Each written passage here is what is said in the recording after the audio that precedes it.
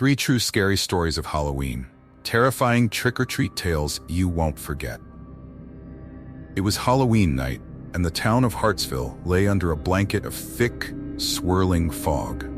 A nearly deserted square echoed with the soft patter of footsteps as children flitted in and out of shadows, their costumes bright but their movements cautious. There was a strange chill in the air that cut through even the warmest costumes. Jack-o'-lanterns flickered in windows, grinning with an eerie glow as if they knew a secret the townsfolk didn't. An old man sat alone on the edge of the square, hidden in the shadows of a rundown bench under a street lamp that flickered every few seconds. He was a strange sight, a figure who seemed to blend into the mist, almost invisible until you looked straight at him. This was Simon, one of the town's oldest residents, a man who kept to himself most of the year but appeared every Halloween like clockwork. He had become something of an urban legend himself, a storyteller with tales about the town's darkest secrets. Simon watched the children go from house to house, chanting trick or treat, their bags filling with candy. But he could sense it. The air was thicker than usual, charged with something unnatural. To Simon, this Halloween night felt different. Darker, more ominous. The kids didn't know the risks, Simon thought, shaking his head. For them, Halloween was a night of costumes and candy. They were too young to remember the stories, the real stories. Stories that adults told in hushed voices, warnings about what could happen to those who ignored the town's history. Simon leaned forward, his voice a low, gravelly murmur. "Some trick-or-treat stories don't end the way you'd like," he said to no one in particular. His voice drifted out into the fog, carried by the damp, chilly air, and he chuckled. A hollow, unsettling sound. "Take the story of the last house on Willow Street." His voice dropped, becoming softer, darker, as if he were talking to someone from beyond the veil of the mist. It was hard to tell if anyone was listening or if he was simply speaking to the ghosts of his memories. "There were 3 of them, 3 kids just like you," he muttered, his eyes distant, fixed on something far away, deep in the past. Story 1. The Last House on Willow Street. The fog thickened as Ethan, Lily, and Jake stood at the end of Willow Street, staring up at the infamous last house. For years, the place had been the source of endless ghost stories, with each Halloween bringing new legends about the abandoned home. Kids dared each other to approach it, but none had ever crossed its rotting threshold. Until tonight. Ethan, the boldest of the trio, adjusted his costume and grinned, feeling a thrill of excitement. "Come on, guys," he urged. "We're trick-or-treating at every house, and this one's no exception." Lily shivered, her eyes wide as she scanned the darkened windows. "They say a man vanished here years ago," she whispered. "They never found him, Ethan?" Jake smirked, though his face betrayed a hint of nervousness. "Probably just some story parents made up to keep us from breaking in," he reasoned. But even he couldn't help glancing nervously at the house.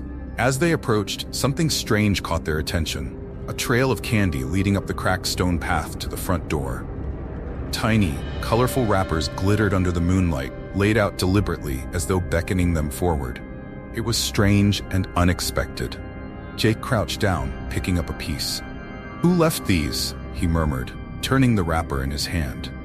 "Maybe someone wants us to go inside," Ethan said with a mischievous glint in his eyes, and with a deep breath, he marched up the path. Jake and Lily exchanged wary glances before following. The house loomed above them, dark and silent, its walls marked by decades of neglect. The front porch creaked as they stepped onto it, the wood groaning under their weight. They knocked, half expecting silence to greet them. Instead, the door creaked open, as if inviting them inside. The entrance hall was dimly lit, shadows dancing on the walls from a few flickering candles. Dust filled the air, swirling around them as they stepped over the threshold. The space was decorated in a twisted version of Halloween. The walls hung with spider webs, some real, some fake, blending together in the gloom. Fake skeletons and wilted black roses sat atop decaying furniture, and the floor was littered with crumpled candy wrappers. The air was heavy with the smell of damp wood and something else, something faintly metallic, like rust. "It's just decorations," Jake said, though his voice trembled. "Probably left over from some Halloween years ago." Lily nodded, but her eyes darted nervously around the room. "This doesn't feel right." Ethan, however, seemed undeterred. "Let's check out the place," he said, his voice a bit too loud, echoing off the walls. "No one's here. It's just an old house." They moved deeper into the house, their footsteps muffled by thick layers of dust that covered every surface. An uneasy feeling settled over them, a prickling sensation at the back of their necks. The house seemed to exhale around them, each step drawing them further into its suffocating silence. "Let's split up," Ethan suggested, peering down the hallway that stretched into darkness. "We'll cover more ground." Jake and Lily exchanged uncertain glances, but nodded. Jake took the kitchen to the right. Lily headed toward what looked like a sitting room, and Ethan continued down the main hallway. The house seemed to shift as they moved, the walls pressing in, and every shadow seemed to stretch and breathe. Ethan walked slowly, glancing into each room he passed, barely able to see anything in the dim light. But as he stepped into the hallway, he felt an icy chill slide down his spine. In the murky darkness, he noticed an old, dusty mirror hanging on the wall. Drawn by a strange compulsion, he stepped closer, peering into the reflective glass. For a moment, he saw only his own face, dimly lit, eyes wide with curiosity. Then, as he blinked, he noticed a figure standing just behind him, a shadowy presence with hollow, empty eyes. His heart pounded, and he whipped around, but there was no one there. When he looked back at the mirror, the figure had vanished. Ethan took a shaky step back, trying to calm the rising panic. "It's just an old mirror," he whispered to himself. But his hands were trembling. In the sitting room, Lily wandered, examining the dusty furniture and faded wallpaper. A clock on the mantel ticked softly, even though it looked as though it hadn't been wound in years.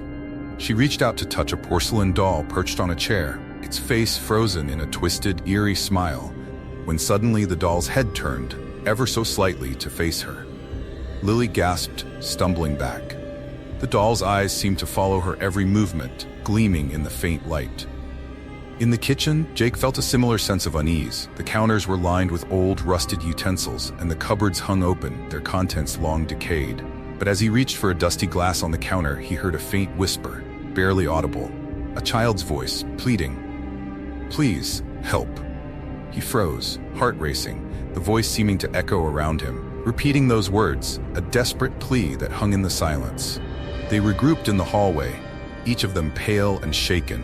No one spoke of what they'd seen or heard, but the fear was plain on their faces. "Let's get out of here," Lily said, her voice barely a whisper. But as they turned to leave, the door they had come through was no longer there. Just a blank wall, as if the house itself had shifted around them. Panic surged as they tried other doors, each leading to more twisting hallways and empty rooms, every path leading them further into the depths of the house. It's like the house is trapping us," Jake stammered, voice laced with terror. Suddenly they heard footsteps, slow, deliberate, echoing down the hall. They turned, frozen, as a figure emerged from the shadows. It was the same hollow-eyed apparition Ethan had seen in the mirror, now walking toward them, its gaze fixed and unyielding. Who are you?" Ethan managed to choke out. The figure raised a skeletal hand, pointing at each of them in turn, its voice a hollow whisper that echoed in their minds. Trick or treat? With a sudden, icy gust of wind, the figure vanished, leaving only a chilling echo that lingered in the silence. The house seemed to laugh around them, the walls closing in, every shadow stretching to envelop them. They never made it out of the house on Willow Street.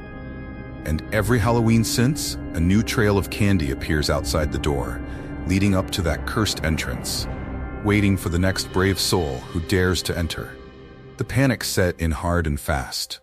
Ethan, Lily, and Jake stumbled through the darkened hallways, heartbeats loud in their chests as they realized there was no way back. Every door led to another shadowy corridor or strange, empty room. The silence felt alive, pressing down on them, broken only by faint, echoing whispers they couldn't quite understand. Lily led the way down a narrow hallway, gripping Ethan's hand tightly. Her fingers brushed against something cold, and she recoiled, discovering a dusty old photo album resting on a small table against the wall. It looked out of place, as though it had been recently left there for them to find. Curiosity overcame her fear. She opened the album, flipping through the yellowed pages, her pulse racing as she took in the photographs inside. Page after page showed black and white images of children, their faces frozen in expressions of horror and surprise. Each photograph was faded, but the terror on their faces was unmistakable. "This is so creepy," she whispered, feeling a sickening sense of dread knotting in her stomach. "Who are they?" Jake asked, leaning over her shoulder. She turned the pages slowly, taking in each image with growing horror. The last page was blank, or so it seemed. Lily's breath caught in her throat as, slowly, images began to materialize on the empty spaces. She saw Ethan's face first, then Jake's, then her own. All three of them staring wide-eyed into the camera as if captured in that very moment. The photos were so clear, so recent, as if they'd been taken mere moments ago. This can't be happening," she stammered, dropping the album to the floor, her hands trembling.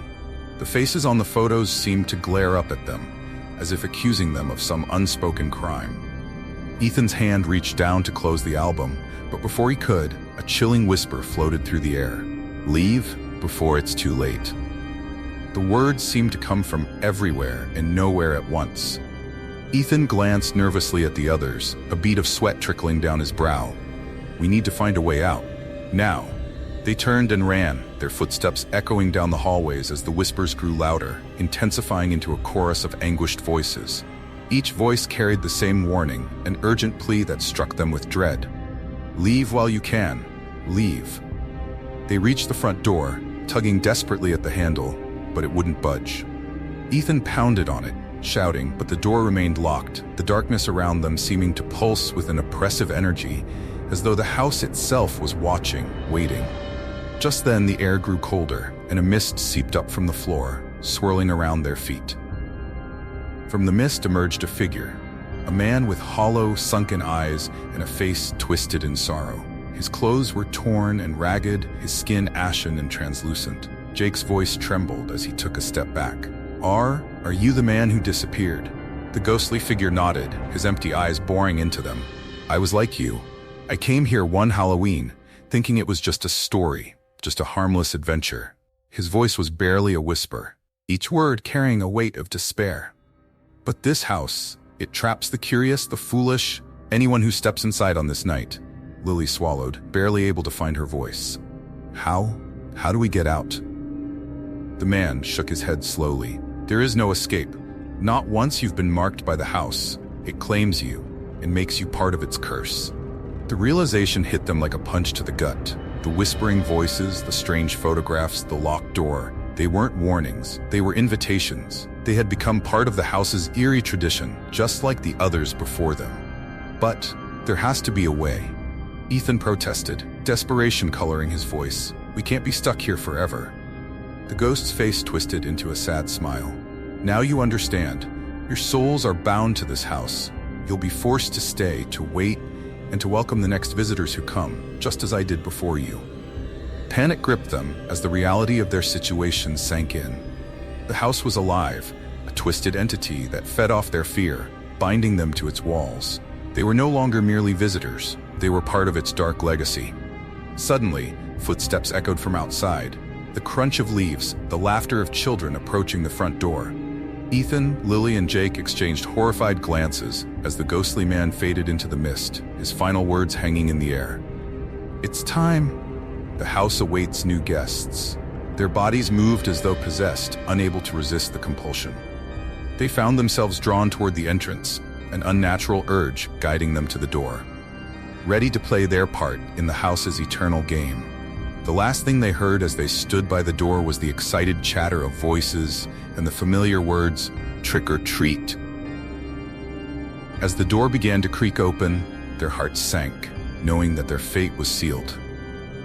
The house had claimed them, and now they would be forever bound to welcome each new soul who dared to cross its threshold on Halloween night.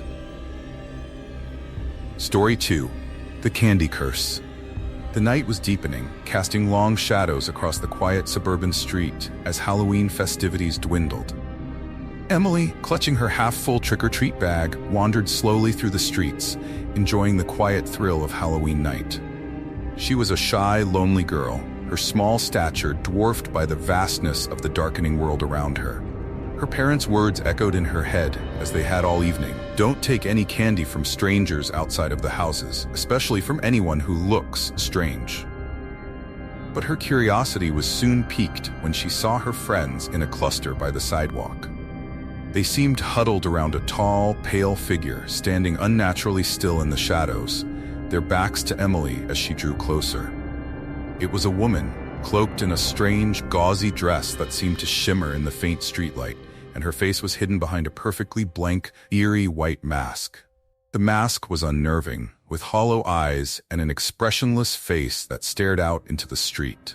The figure held out a basket filled with candy, glowing, shimmering pieces that seemed almost too vivid, as though they'd been dipped in a magical glow. The woman was handing them out slowly, one by one, to the wide-eyed kids. Emily's heart beat faster as she took in the strange scene.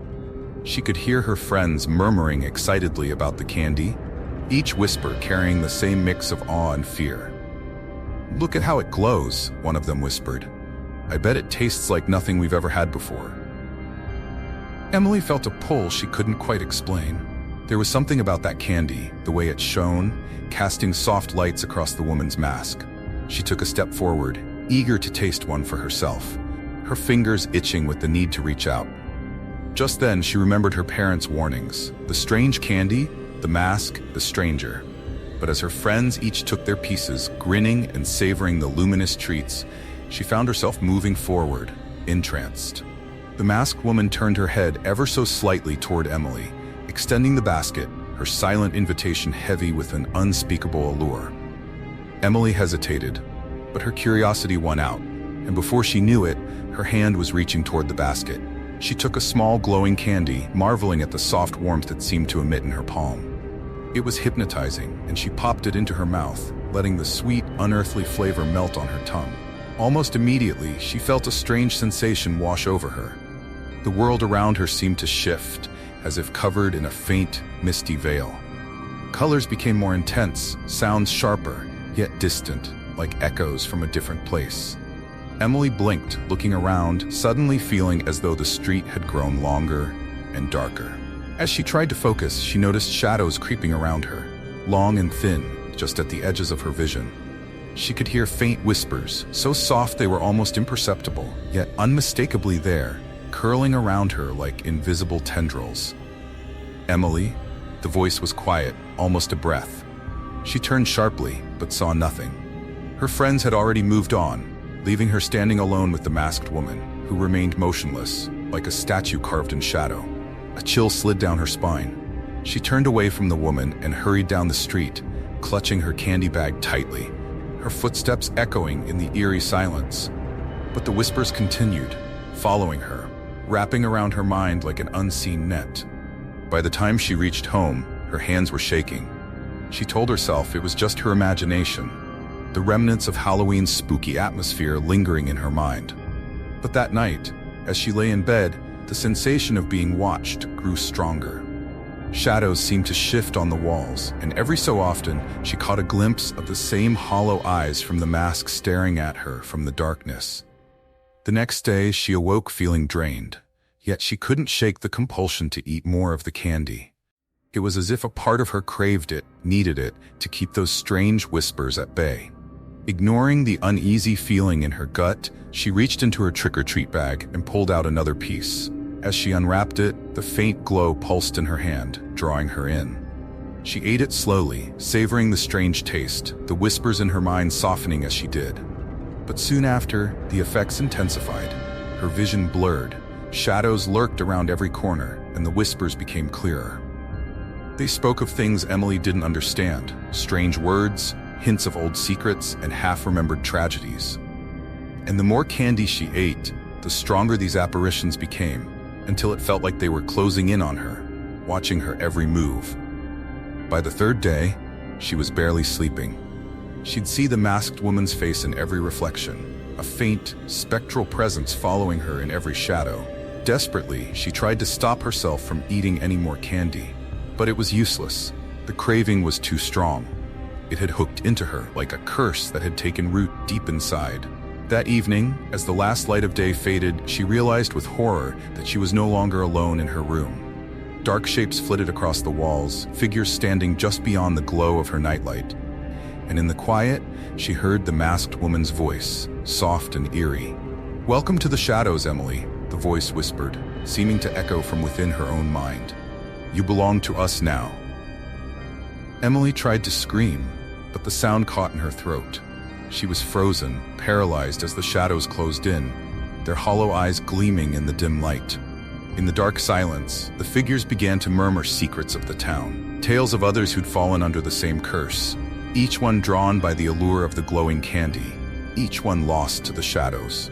And as her vision began to blur and fade, Emily understood that she too had become part of their world. She was no longer simply Emily, she was one of them. A faint whisper, a fleeting shadow, doomed to wander the darkness forever, waiting for the next Halloween night to lure new souls into the curse. That night, as Emily lay tossing in bed, shadows seemed to gather at the edges of her room, growing darker and thicker, pressing in around her. Her mind was tangled in a web of half-formed fears, and just as she drifted into a restless sleep, the nightmares began.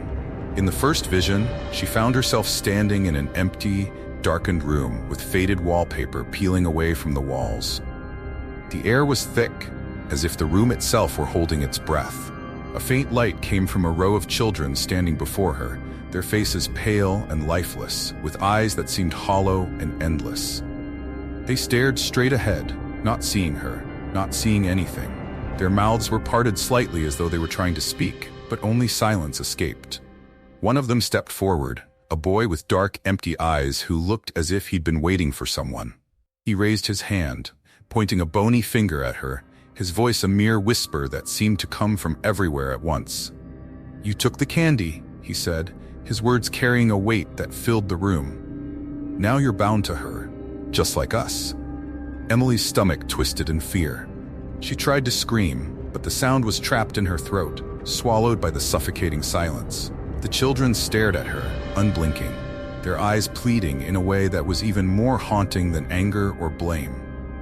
Emily awoke with a gasp, heart racing, the boy's voice still echoing in her ears.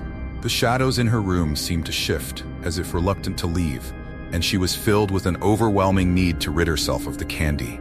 She rushed to her trick-or-treat bag, grabbed every piece of the glowing sweets, and dashed down the stairs, heading for the trash. With trembling hands, she threw the candy into the bin, slamming the lid down as if that would somehow end the curse.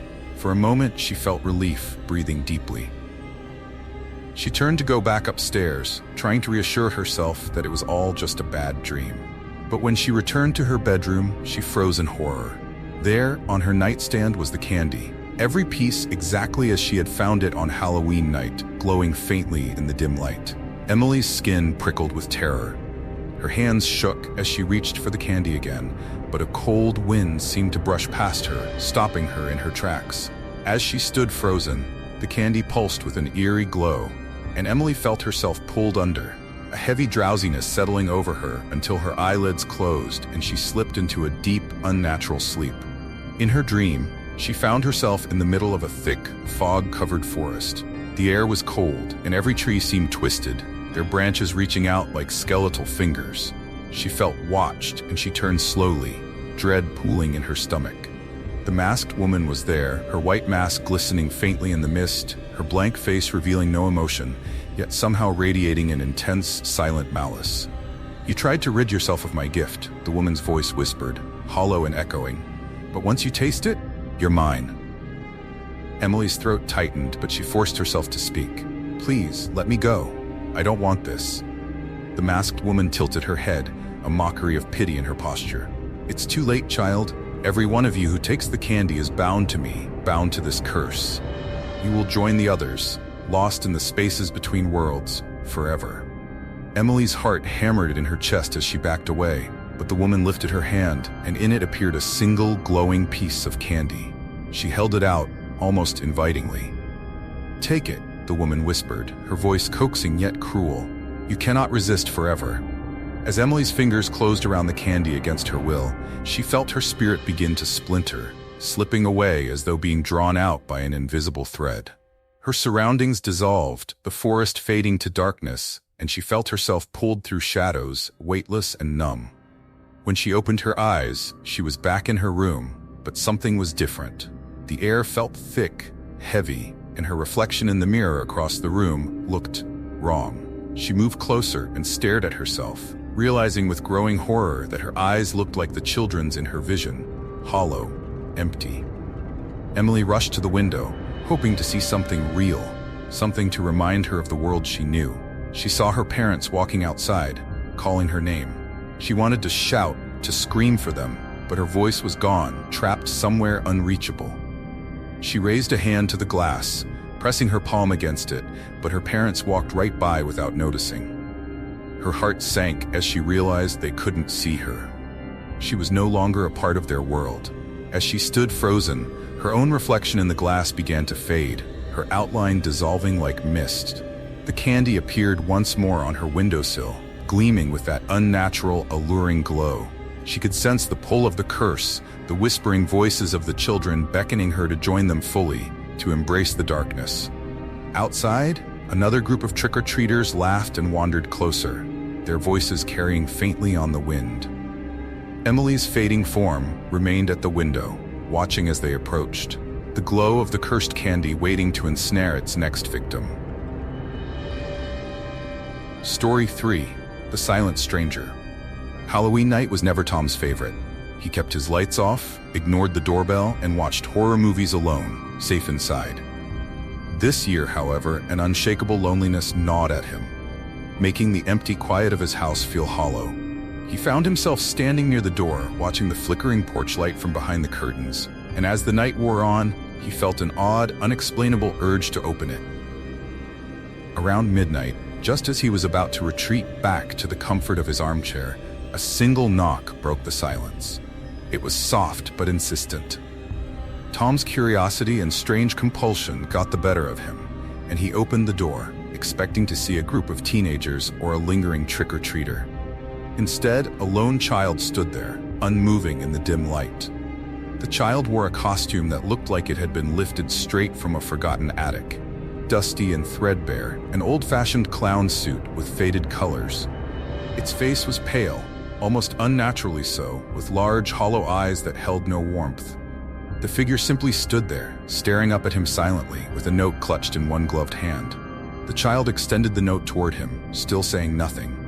Tom hesitated, then carefully took it, squinting in the dim light to read the neat, spidery handwriting. "Please help me." Tom glanced back at the child, who remained perfectly still, hand extended even though the note had already been taken. He forced a small, nervous chuckle. "Hey there, kiddo, you want some candy?" He reached into the bowl beside the door, dropping a handful into the child's open bag. But the child didn't move, didn't even look down at the candy. It just continued to stare at him, its hollow eyes fixed unblinkingly on his face. The hair on Tom's arms prickled. This was wrong, very wrong. He quickly shut the door, hoping that when he opened it again, the child would be gone. But when he cracked it open once more, the child was still there, still staring up at him, unblinking. An odd chill swept through Tom, a feeling he couldn't explain, compelling him to act. Almost against his will, he stepped outside, glancing up and down the street. The usual laughter and chatter had fallen silent, and an eerie stillness had taken its place. When he turned back, the child had already started walking away, the silent footfalls disappearing into the shadows. Without really understanding why, Tom felt a need to follow. He slipped on his jacket and stepped down from his porch, watching as the small figure moved slowly down the street, barely making a sound. As they passed each house, he noticed other adults emerging from their homes, each trailing behind similar silent children, all dressed in tattered, antiquated costumes. Every child clutched a small note, and every adult held that same blank, entranced expression. Tom felt his own limbs growing heavy, as though he were being pulled by some invisible force. His mind fogged and his senses dulled. He could barely register the faces of the other adults around him. They drifted forward in a strange, dreamlike state, each drawn deeper into the quiet procession, which wove its way through the neighborhood with an unsettling purpose. The path took them toward an old, abandoned lot at the edge of town, a place Tom hadn't thought about in years. It was once the site of an orphanage, long since closed and left to decay. As the silent children led them closer, the air grew colder, and shadows seemed to stretch and sway, bending toward the adults who followed in their eerie trance. They stopped abruptly at the edge of the lot. Tom blinked, as if waking from a deep sleep, and looked around. The silent child stood before him, holding the note, which now seemed to glow faintly in the dark. He felt compelled to read it again. This time, the words had changed. They never helped us. Tom's heart pounded in his chest as he read the new message, his skin prickling with dread. His mind raced as he remembered vague stories he'd heard about the orphanage, tales of neglect and the sorrow of the children who had lived and died there, forgotten by the town. The child raised its head, and for the first time, Tom saw something in its empty eyes, a glimmer of resentment, deep and ancient. The child turned and pointed to the crumbling remains of the orphanage, its finger a silent command for him to follow. Against his better judgment, Tom stepped forward, crossing the threshold of the lot. The other adults followed, moving in the same entrance silence. As they drew closer to the ruins, faint whispers rose on the night air, voices tinged with pain and desperation. The children who had once been trapped there seemed to be calling out, their lost spirits clinging to the land where they had suffered so long ago. Tom's pulse quickened as the whispers grew louder, mingling into a cacophony of sorrow and anger. The silent child beside him turned its hollow gaze up to him once more. This time, its expression was filled with unmistakable grief. Tom felt an overwhelming guilt, a weight pressing down on him as if he were somehow responsible for the forgotten pain of these children. Suddenly, one of the children stepped forward, reaching out a small, ghostly hand. Tom's heart wrenched as he took it, feeling an icy chill seep into his skin. The child's voice was barely a whisper, but he could hear it clearly, a voice full of despair and loneliness. "Will you help us now?" it asked, the plea so soft yet so filled with yearning that Tom's chest tightened. He nodded, though he had no idea how he could possibly help. As the words left his mouth, the ruins around them seemed to flicker and shift, as though brought to life by the memories of the children who had once lived there. Shadows of the past rose, faint and translucent figures moving through scenes of everyday life in the orphanage, children playing, laughing, whispering, and then fading back into the darkness, trapped in a cycle of forgotten memories. The other adults began to awaken from their trance, looking around in confusion and fear. The silent children turned to them, each holding up their handwritten notes, the words shifting and changing, spelling out their stories of abandonment, neglect, and despair. The adults watched, horror dawning on their faces as they realized the weight of the spirit's anguish. One by one, the silent children began to fade, their figures melting back into the shadows. Only Tom's silent child remained, holding his hand in a cold grip. The child looked up at him one last time, and this time, Tom thought he saw a flicker of peace in its eyes. With a faint smile, the child released his hand and dissolved into the mist, leaving Tom standing alone in the darkness. He took a deep breath, feeling the weight lift from his chest, the cold dissipating as the spirits finally found rest. As he made his way back home, Tom couldn't shake the feeling that he had witnessed something beyond understanding, something that would haunt him long after Halloween had ended. And as he closed his door, he noticed a single piece of paper lying on his doorstep, scrawled with the words, "Thank you." He picked it up, feeling an unexpected warmth spread through him. The shadows seemed a little less dark that night, and for the first time in years, he didn't feel so alone. Tom stood at the edge of the graveyard, a chill creeping up his spine as the silent children began to drift toward the worn, crumbling headstones. The moonlight bathed the cemetery in an ethereal glow, casting long shadows that seemed to stretch and twist with a life of their own. Tom's heart raced as he scanned the faces of the trick-or-treaters, suddenly realizing that some of them looked eerily familiar. Faces of children who had gone missing in the town years ago. The air was thick with an unsettling silence, broken only by the soft rustle of leaves in the wind. The children, still mute and ghostly, stopped at a row of graves, their expressions unreadable, but filled with a desperate intent. They gestured toward the headstones, some pointing, others reaching out as if to beckon the adults closer. Tom swallowed hard, a feeling of dread washing over him. "Why are we here?" he whispered, his voice barely audible over the wind. The gravity of the moment weighed heavily on him, and he felt the stirrings of memories long buried deep within his mind. As he approached, he recognized one grave marked with a small heart-shaped stone, Emily Johnson, age 10. She had been missing for years, and the town had mourned her loss. A knot twisted in his stomach. "I knew her," Tom muttered, almost to himself. He turned to the other graves, and with each name, a fresh wave of recognition flooded over him. Beside Emily's grave lay that of Daniel Rivers, who vanished at the same age, and even further along was Sophie Bennett, a girl he remembered vividly, her laughter echoing in the streets as they played together as children. Each grave felt like a punch to his gut, a reminder of the faces that had haunted the town, lost to the shadows of time. The silent children stood still, their eyes shimmering with a haunting mixture of sadness and something else. Anger? Despair? It was hard to tell, but Tom felt it deep within himself. They gestured again, this time more insistently, beckoning him to approach the graves. Suddenly, a rush of memories surged through his mind, a vivid and disorienting montage of his youth. He saw himself as a younger man, brash and full of misplaced confidence, making a grave mistake that would alter the course of his life and those around him. Tom found himself standing in front of a group of friends, one of whom had dared him to explore the old orphanage. He could almost hear their laughter, the challenge echoing in his ears. But as the memory unfolded, he saw the look of fear on the faces of the children he'd ignored. Children like the ones standing before him now.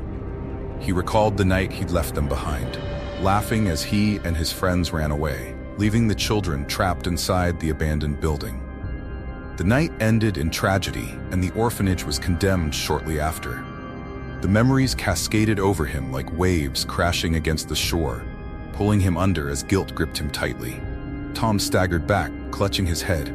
"No, it wasn't my fault. We were just kids," he shouted, but the echo of his voice faded into the night, swallowed by the darkness surrounding him.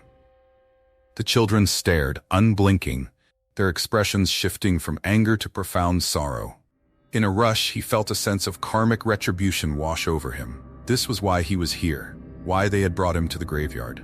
The silent children had come to remind him of his past misdeeds, to confront him with the consequences of his actions.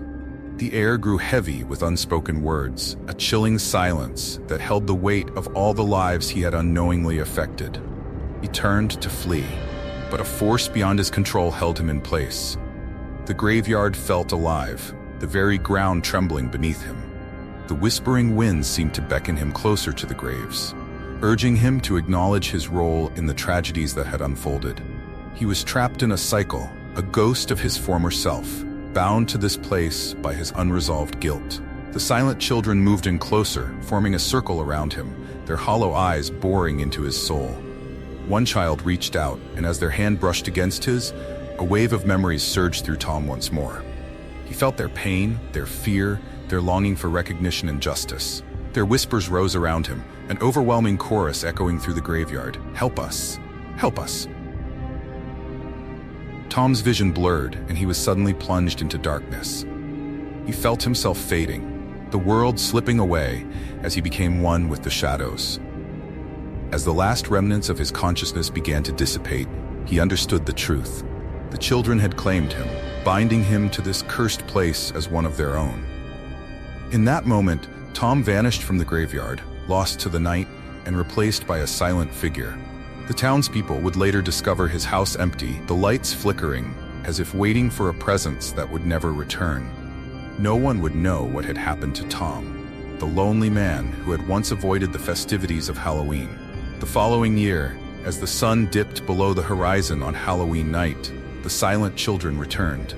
They roamed the streets, whispering soft calls for help, beckoning those with burdens of guilt to follow them to the graveyard, just as they had led Tom. In his absence, he had become a part of their haunting journey, forever cursed to lead the guilty souls to confront their pasts each Halloween, ensuring that no one would ever truly forget the cost of their mistakes. As the moon cast its eerie glow over the quiet town, The echoes of Halloween night lingered in the air. It was a night filled with laughter, mischief, and unbeknownst to many, the shadow of something darker lurking just beneath the surface. The tales of the last house on Willow Street, the cursed candy, and the silent strangers had woven themselves into the very fabric of the community, leaving whispers of dread in their wake. The residents had begun to share stories, each one more chilling than the last. Children were warned to steer clear of the abandoned houses, and parents kept a close eye on their little ones, ever vigilant for any signs of trouble. Halloween had transformed into a night not just of frightful fun, but of caution and dread, a reminder of the horrors that could lie hidden behind a simple invitation to trick-or-treat. In the dim light of his living room, Ethan, one of the few who had survived the haunting of Willow Street, sat huddled on the couch, the weight of memories pressing down on him. He recalled that fateful night when he and his friends dared to enter the last house, where they had encountered the spirit of the man who vanished years before. The house had revealed its secrets, trapping them within its cursed walls, forever altering their lives. Lily, now a distant but ever-present figure in Ethan's mind, had fought against the dark whispers that echoed throughout the night, pleading for their escape. Jake had succumbed to the house's lure, disappearing into its depths, never to be seen again. Each Halloween, Ethan felt a growing sense of loss, haunted by the choices they made and the fates that had befallen them. As he gazed out the window, he saw children in costumes running from house to house, their laughter ringing like chimes in the night. A pang of nostalgia washed over him. He longed for the innocence of those days when Halloween was filled with joy rather than shadows. But a dark truth lingered behind the laughter. The stories of the past remained woven into the night, forever entwined with the spirit of Halloween. "Trick or treat," the children called, voices bright yet unaware of the underlying fears that the night held. He recalled the chilling encounter with the masked woman who had tempted Emily with her cursed candy. Her glowing confections had captivated the girl, leading her down a path of despair, forever binding her to the haunting of the town. The candy reappeared each year, ready to ensnare the next unsuspecting child, adding to the ever-growing legacy of the woman in the mask. Across town, Tom's fate echoed in the silence. The once lonely man had become a part of the tragedy that haunted the graveyard, lost among the silent children who had vanished long ago. His empty house stood as a grim reminder of the past, a warning to those who dared to ignore the darkness that resided within their own hearts. Halloween had become a tapestry of cautionary tales, shared by those who understood the weight of their choices. The trick-or-treat tradition now carried a dual meaning, a delightful facade that masked the sinister truths lurking in the shadows. Each knock on the door was both an invitation to joy and a summons to confront the darker side of the holiday. As Ethan reflected on the stories shared that night, he couldn't help but ponder the significance of Halloween. It was a night that blurred the lines between the living and the dead, a time when the veil between worlds grew thin. But it was also a reminder of the choices we make and the consequences that follow. The thrill of trick-or-treating was now accompanied by the specter of lost souls, forever tied to the decisions they made in life. With a heavy heart, Ethan decided he would no longer remain silent. He would share the tales of the last house on Willow Street, the cursed candy, and the silent strangers, ensuring that the town remembered the truth behind the legends. Halloween should be a night of joy, but it was also a night to reflect on the past and acknowledge the shadows that lurked just beyond the door. As the evening wore on, he stepped outside, joining the festivities, a newfound determination in his heart. The laughter of children mixed with the chill of the night air, and he felt a flicker of hope. Perhaps, by sharing these stories, he could help protect the next generation from the darkness that haunted Halloween. "Trick or treat," he called out, a smile breaking through his somber thoughts. And as the laughter of children filled the air, he knew he would continue to tell the tales, to remind them that Halloween was more than just candy and costumes. It was a night steeped in history, a celebration of life and the memory of those who had come before, urging them to remember, to reflect, and most importantly, to choose wisely.